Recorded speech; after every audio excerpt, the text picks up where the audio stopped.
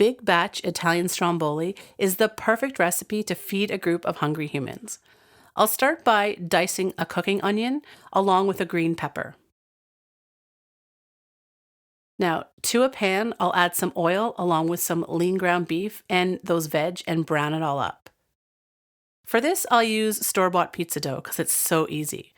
And then I'll just spread it out on a sheet pan till it fully covers the pan and top that with grated cheese.